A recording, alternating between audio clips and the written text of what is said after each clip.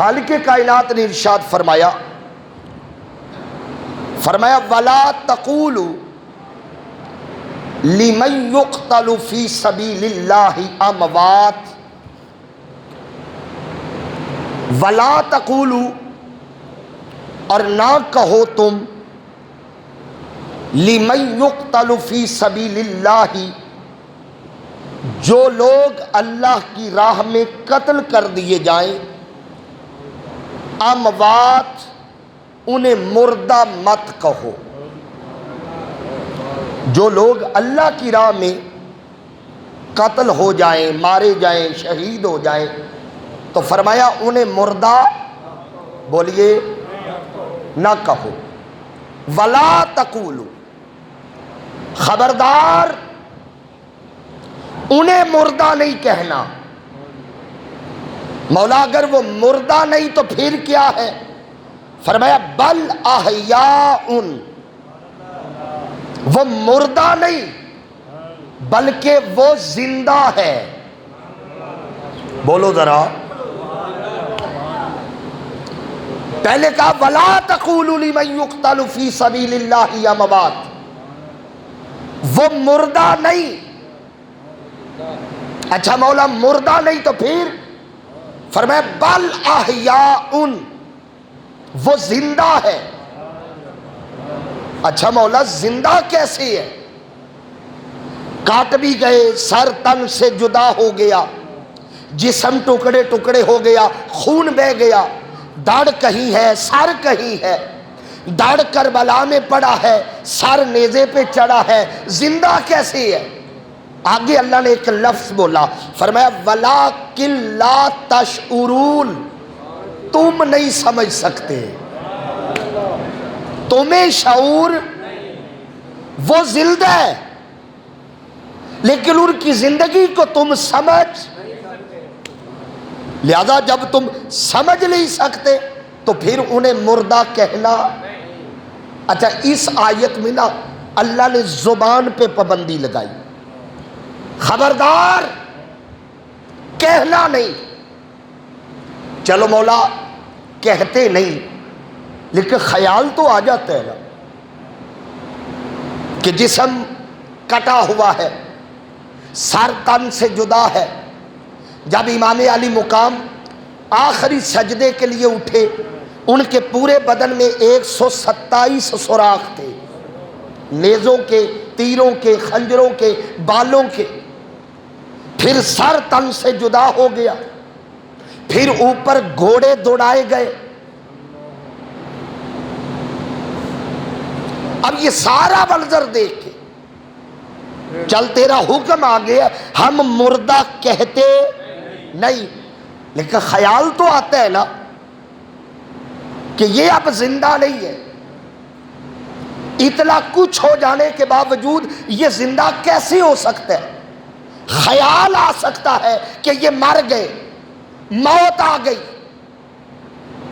اگلی آیت میں اللہ نے یہاں زبان پہ پابندی، اگلی آیت میں اللہ نے سوچنے پہ بھی پابندی لگائی ہے۔ ہائے ہائے، مقام دیکھیے ذرا، فرمایا صرف زبان پہ پابندی لئی کہ ٹھیک ہے تم انہیں مردہ نہ کہو، خبردار یہ سوچ بھی نہ آئے کہ یہ مردہ ہے۔ آیت ہے، فرمایا وَلَا تَحْسَبَنَّ الَّذِينَ قُتِلُوا فِي سَبِيلِ اللَّهِ أَمْوَاتًا، جو اللہ کی راہ میں قتل کر دیے جائیں، تَحْسَبَنَّ الَّذِينَ، خبردار ان لوگوں کے بارے تم نے سوچنا بھی نہیں۔ پہلی آیت میں زبان پہ پابندی، اس آیت میں بولو سوچ پہ پابندی۔ زبان بھی بند، سوچ بھی بند، نہ مردہ کہنا ہے نہ سوچنا ہے۔ اچھا مولا مردہ نہیں تو کیا ہے؟ وہی لفظ فرمایا بل احیاء، یہ مردہ نہیں بلکہ بولیے سارے بولیے زندہ ہے، یہ زندہ ہے۔ اگلا لفظ قابل توجہ ہے، فرمایا عند ربہم، ہائے ہائے ہائے، زندہ بھی ہے اور اپنے رب کے پاس ہے۔ رب کے پاس کیا کر رہے ہیں؟ آگے اللہ نے فرمایا یرزقون، یہ اللہ کے پاس ہے اور اللہ انہیں رزق عطا کر رہا ہے۔ اللہ اکبر کبیرہ، زندہ بھی ہے اور اللہ کی بارگاہ سے یہ رزق بھی لے رہے ہیں۔ اچھا، یہ دو آیات ہیں پورے قرآن کے اندر جو شہید کے زندہ ہونے پر دلالت کرتی ہے۔ بدر کا شہید ہے تو زندہ، احد کا شہید ہے، بولیے، خیبر کا شہید، حنین کا شہید، تبوک کا شہید، جتنی جنگیں ہوئی ہیں، جتنے شہید ہوئے وہ سارے بولو زندہ ہے۔ اگلا جملہ ذرا دل پہ لکھیے گا، بڑا خاص جملہ ہے۔ بدر کے شہیدوں کے بارے قرآن نے کہا زندہ ہے، ہم نے مان لیا۔ احد کے شہیدوں کے بارے قرآن نے کہا زندہ، ہم نے مان لیا۔ تبوک، حنین، جتنی جنگیں ہوئی ہم نے مانا یہ زندہ ہے، یہ زندہ ہے، یہ زندہ ہے، یہ زندہ ہے۔ قرآن کہتا گیا خبردار یہ زندہ ہے، ہم مانتے گئے۔ مجھے رب کعبہ کی قسم، پوری کائنات شہادت میں ایک حسین ہے جس نے زندہ ہو کے دکھایا ہے۔ اللہ اکبر۔ ہر شہید کے بارے آیت کہتی ہے کہ یہ زندہ ہے۔ بدر والے زندہ، احد والے زندہ، خیبر والے زندہ، تبوک والے زندہ، حنین والے زندہ، نہروال والے زندہ، صفین والے زندہ۔ ہر شہید کے بارے آیت کہتی ہے یہ زندہ ہے۔ ایک شہید حسین ہے جو نیزے کی نوک پہ قرآن پڑھ کے زمانے کو بتا رہا تھا میں زندہ ہوں۔ ایک شہید حسین ہے، کائنات شہادت میں دوسرا شہید کوئی نہیں، ایک حسین ہے جو بتا رہا۔ یہی وجہ ہے عام شہیدوں میں اور حسین میں فرق یہ ہے، عام شہیدوں میں اور حسین میں فرق یہ ہے، ہر شہید زندہ ہے قرآن کے مطابق، ہر شہید زندہ ہے قرآن کے مطابق۔ اور قرآن کی آیت کہہ رہی تھی شہیدوں میں ہی بتاتی رہوں گی کہ تم زندہ ہو، میں ہی ہر ایک کے بارے گواہی دوں گی یہ زندہ، یہ زندہ، یہ زندہ، یا تم میں سے کوئی زندہ ہو کے دکھا دے کہ قرآن کی آیت حق کہتی ہے۔ حسین نیزے کی نوک پہ سج کے قرآن پڑھ کے زمانے کو بتا رہا تھا آیت سچ کہہ رہی ہے، ہر شہید کل بھی زندہ تھا، ہر شہید آج بھی زندہ۔ یہ امتیاز فقط مولا حسین کو حاصل ہے۔ اچھا، ایک لفظ اور بڑا قابل توجہ ہے، شہید کہاں ہے؟ بولو، تھوڑے بندے بولے۔ قرآن کا لفظ ہے عند ربہم، شہید کہاں ہے؟ عند ربہم۔ چلے، میں چونکہ شہید کا لفظ نہیں استعمال کر رہا، ہم کر رہے مولا حسین کا ذکر، تو میں ایک لفظ آپ کے سامنے بولتا ہوں، حسین کہاں ہے؟ ذرا بات جماعت بولیے، کس کے پاس؟ قرآن کہہ رہا ہے عند ربہم، خبردار حسین زندہ ہے۔ حسین، میں نے کہا مراد ہر شہید ہے لیکن میں بات مولا حسین کی کروں گا، خبردار حسین زندہ ہے۔ اچھا مولا اگر زندہ ہے تو کہاں ہے؟ فرمایا عند ربہم، اپنے رب کے پاس۔ اب رب کہاں ہے؟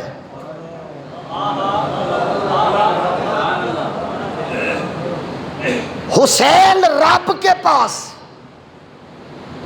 رب کہاں ہے؟ میں ایک مثال دوں، یہ موبائل ہے میرا، یہ میرے پاس رہتا ہے، آپ کے موبائل علامہ صاحب کے پاس ہے، اب جہاں میں، وہ میرے پاس ہے، میں مسجد میں ہوں تو یہ یہاں، میں گھر میں ہوں تو یہ وہاں، میں لاہور میں ہوں تو یہ یہاں، میں پشاور میں ہوں تو یہ یہاں، جہاں میں وہاں موبائل۔ اب حسین ہے رب کے پاس، عند ربہم، حسین کہاں ہے؟ رب کے پاس۔ اب اگر حسین ڈھونڈنا ہے تو ڈھونڈو رب کہاں ہے، وہ ہے شہرک کے قریب۔ تو مجھے کہنے دو، جہاں جہاں خدا ہے وہاں وہاں حسین ہے۔ عند ربہم، عند ربہم۔ اب ہمیں تانا نہ دو، ہم حسین کو کیوں پکارتے ہیں؟ کہاں حسین کہاں ہم؟ نا نا نا، جہاں رب، عند ربہم، قرآن کہہ رہا ہے اب جہاں خدا ہے وہاں حسین ہے، اور وہ شارق کے قریب ہے، تو پھر حسین ہم سے دور کیسے ہو گیا؟ پھر حسین کیسے دور ہو؟ عند ربہم۔ اور اگلی بات، اللہ اکبر، یرزقون،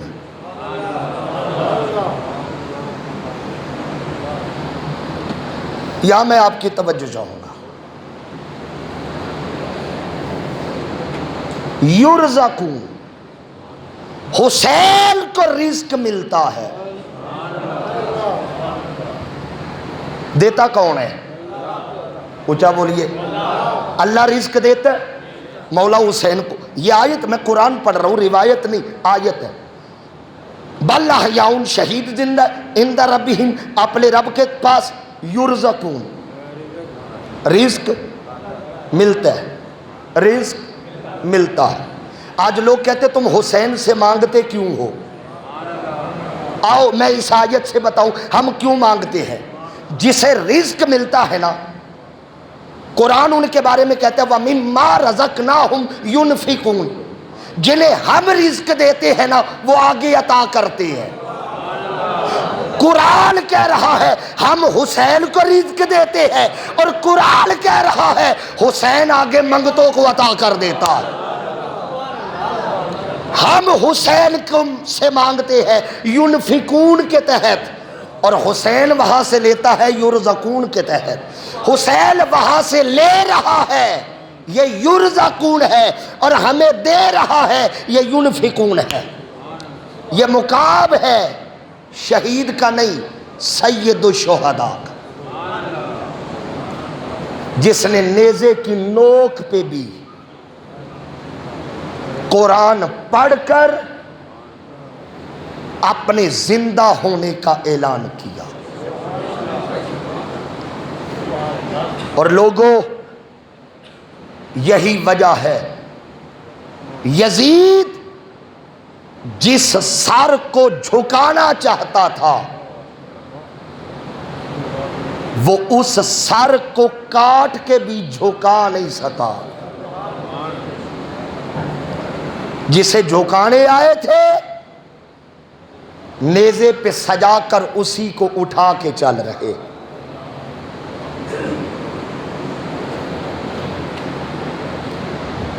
آگے آگے یہ سر تھے،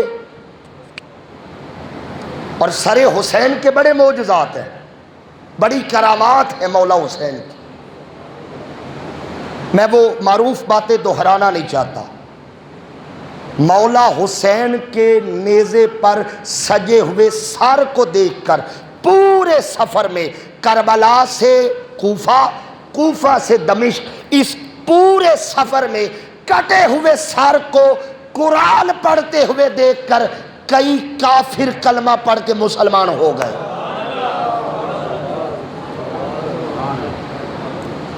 کئی کافر حسین کے لبوں سے قرآن سوچ کے لوگ محسوس کرتے تھے جس کے نواسے کا یہ عالم ہے،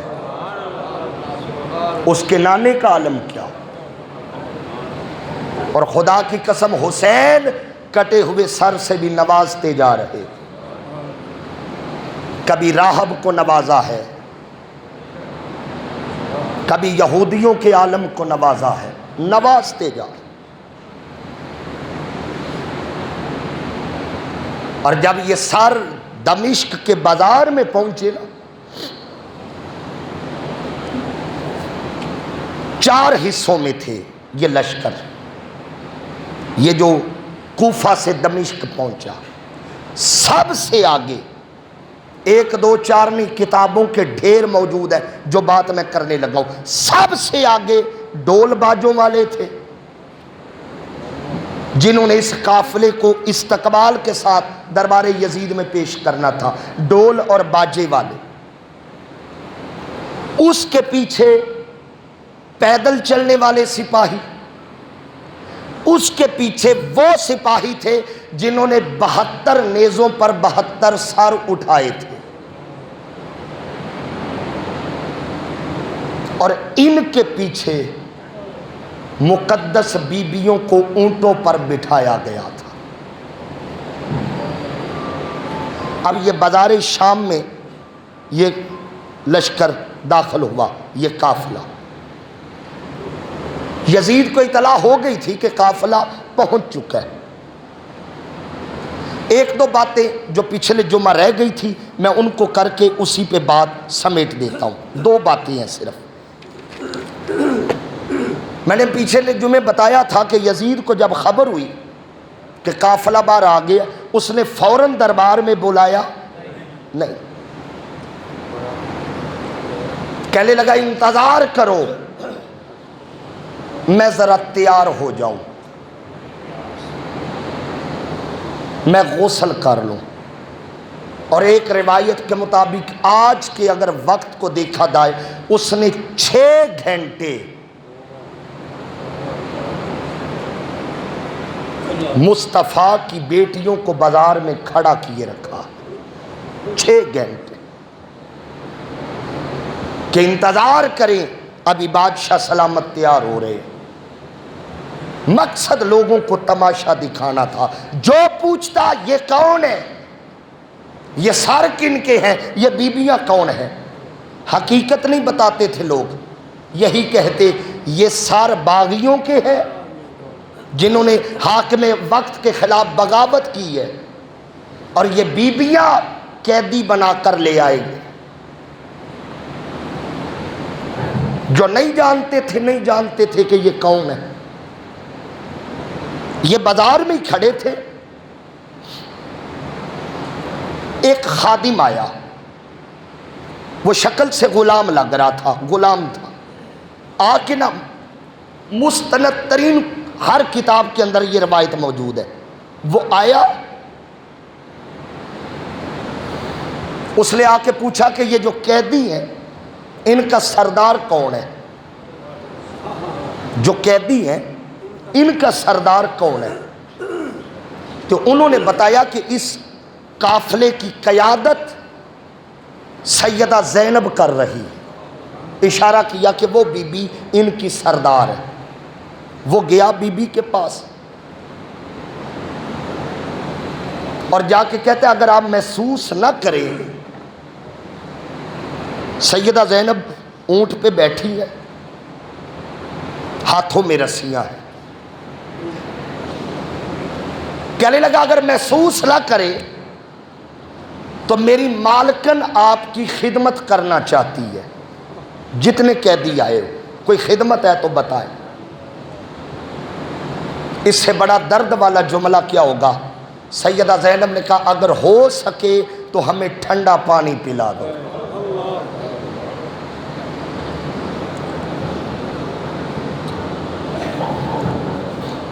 وہ گیا، پانی کی مشکیں آ گئی، ایک ایک قیدی کو پانی پلایا گیا. پھر کہتا ہے میری مالکن پوچھتی ہے کوئی اور خدمت ہو تو ہم حاضر ہیں، حکم کریں. اس نے پانی بھی بھیجا، کھانا بھی بھیجا، اور پھلوں کا بھی کتابوں میں ذکر ہے، پھل، پانی اور کھانا بھیجا. پھر آیا کہنے لگا کوئی اور خدمت ہو آپ حکم کریں، ہم خدمت کرنے کے لیے میری مالکن حاضر ہے۔ کتاب کے لفظ ہیں، ہر کتاب میں یہ لفظ موجود ہے، میں ذمہ داری سے کہہ رہا ہوں۔ اب بی بی نے پتہ کیا چیز مانگی ہے؟ پہلے پانی مانگا، ٹھنڈا پانی، اب پتہ کیا مانگا؟ فرمایا اگر تمہاری مالکن ہماری خدمت کرنا چاہتی ہے نا، اگر کچھ کپڑے اور چادریں ہیں تو ہمیں دے دو۔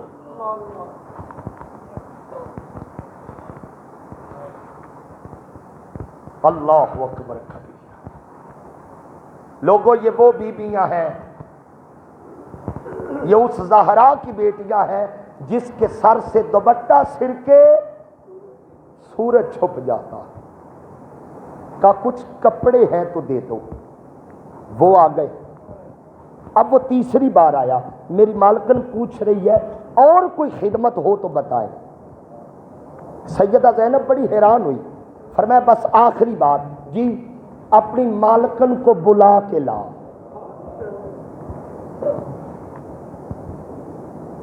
میں سلام پیش کرتا ہوں، جو آنکھیں حسین کے غم میں دو آنسو نکل آئے، ان کی قیمت حشر میں پتہ چلے۔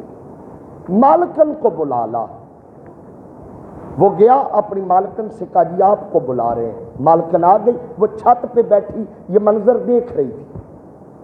قافلہ چونکہ بازار میں کھڑا تھا، آپ کو پتہ ہے پرانے دوست جانتے ہیں بزرگ، پرانے زمانے میں جب گاؤں وغیرہ میں بارات آتی تھی نا تو گھروں کی خواتین چھتوں پہ، قاری صاحب بنیروں پر بیٹھ کے بارات دیکھا کرتی، منظر تھا، لوگ چھتوں پہ چڑھے ہوئے تھے اور یہ قافلہ کھڑا۔ وہ مالکن بھی چھت پہ تھی، وہ گیا کہ مالکن آپ کو بلا رہے، وہ آ گئی۔ سیدہ زینب سے سلام دعا ہو۔ اب یہاں لفظ بڑے قابل توجہ ہے۔ سیدہ زینب نے پوچھا بی بی ہمیں پورے رستے میں کسی نے نہیں پوچھا، کربلا سے چلے کوفے آئے، کوفے سے چلے دمشق آئے، ہمیں کسی نے کچھ، اتنا ظلم انہوں نے کیا ہے، اگر کہیں رکے ہیں خود چھاؤں میں بیٹھے ہیں، ہمیں دھوپ میں بٹھا دیا، گرم ریت پہ ہم بیٹھے ہیں، اور اس دیار غیر میں دمشق میں تم نے ہماری اتنی خدمت کی، پانی دیا، پھل دیے، کھانے دیے، کپڑے دیے، بی بی بتا تو ہمیں جانتی ہے؟ اس نے کہا نہیں، مجھے نہیں پتا آپ کون ہیں، نہ میں آپ کو جانتی۔ سیدہ زینب حیران ہوئی سلام اللہ علیہا، فرمایا اگر جانتی نہیں تو پھر اتنی خدمت کیوں؟ یا تو بندہ جانتا ہو تو خدمت کرتا ہے، تجھے پتہ ہی نہیں ہم کون ہیں تو پھر اتنی خدمت؟ اس نے کہا اس کی ایک وجہ ہے۔ سیدہ نے پوچھا وجہ کیا ہے؟ اس نے کہا بی بی یہ میرا سسرال ہے اور میرا میکہ مدینے میں ہے۔ اللہ اکبر، میں یہاں کی نہیں ہوں، میں مدینے کی ہوں، یہ تو میرا سسرال ہے۔ اب وہ بات سنا رہی ہے سیدہ زینب کو سلام اللہ علیہا، کہنے لگی بی بی جب میں جوان تھی نا، مدینے میں تھی، اپنے میکے میں تھی اور جوانی میں تھی، لوگوں یہاں دل چیرنے والا ایک جملہ اس بی بی نے بولا۔ اس نے کہا بی بی زینب سے پوچھنے لگی وہ آپ ہمارے مسلمانوں کے نبی کو تو جانتی ہوں گی، مدینے میں رہتے تھے۔ سیدہ زینب نے پتہ نہیں کیسے سر ہلایا، میں جانتی ہوں تمہارے نبی کو۔ کہ ان کی ایک بیٹی تھی سیدہ فاطمہ الزہرا، میں جب مدینے میں ہوتی تھی نا اپنے ماں باپ کے گھر میں تو میں سارا دن سیدہ فاطمہ کے گھر کی صفائی کیا کرتی تھی، میں فاطمہ الزہرا سلام اللہ علیہا ان کے گھر کا پانی بھرا کرتی تھی، نوکری کیا کرتی تھی، ان کی شاگردی میں تھی۔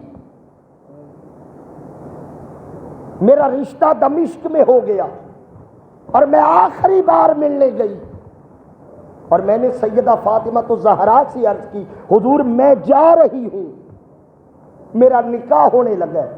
بی بی نے پوچھا کہاں؟ میں نے کہا دمشق میں۔ اتنا کہنا تھا، سیدہ فاطمہ تو زہرا کے چہرے کا رنگ بدلا۔ اچھا تو دمشق جا رہی ہے؟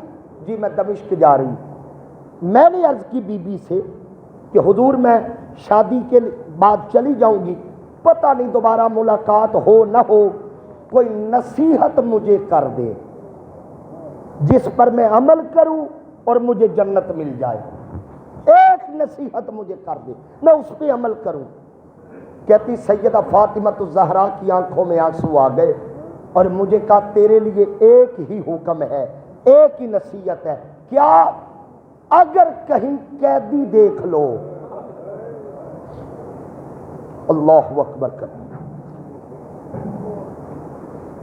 کہیں پر قیدی دیکھ لو تو مجھے انہوں نے حکم کیا تھا ان قیدیوں کو پانی ضرور پلایا کر، ان کی خدمت کرنا۔ بی بی میں نہیں آپ کو جانتی آپ کون ہیں، میں تو اپنی سیدہ سین کے حکم پہ عمل کر رہی ہوں، مدت سے یہی طریقہ ہے، جب بھی کوئی قیدی دیکھتی ہوں میں اس کی خدمت کرتی ہوں۔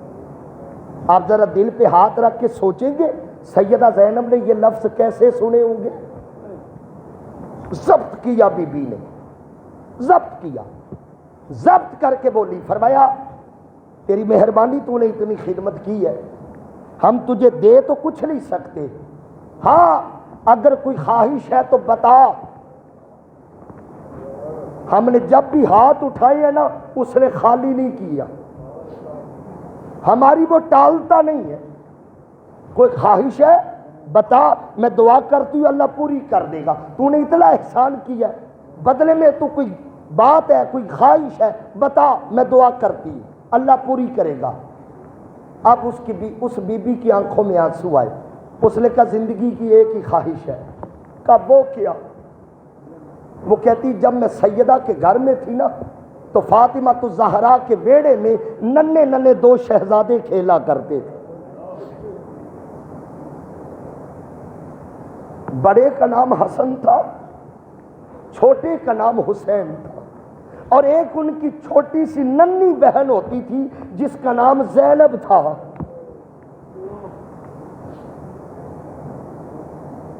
یہ تین شہزادی گھر میں کھیلا کرتے،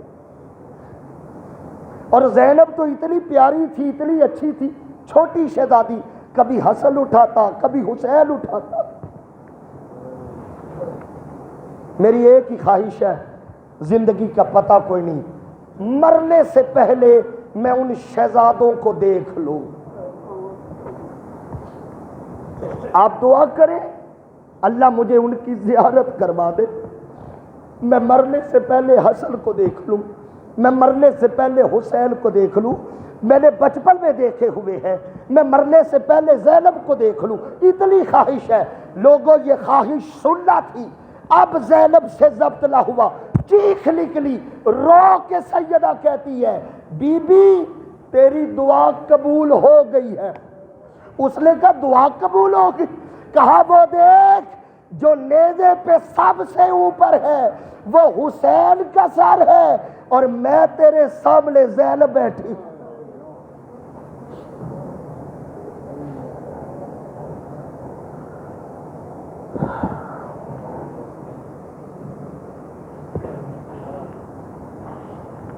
کون سا ستم ہے جو آل محمد کے ساتھ نہیں کیا؟ کون سا ظلم؟ بیان جو ہم پڑھتے ہیں خدا کی عزت کی قسم، الکامل ابن اسیر کی تاریخ کی کتاب ہے، 12 جلدوں پر، میرے پاس گھر میں پڑی ہے۔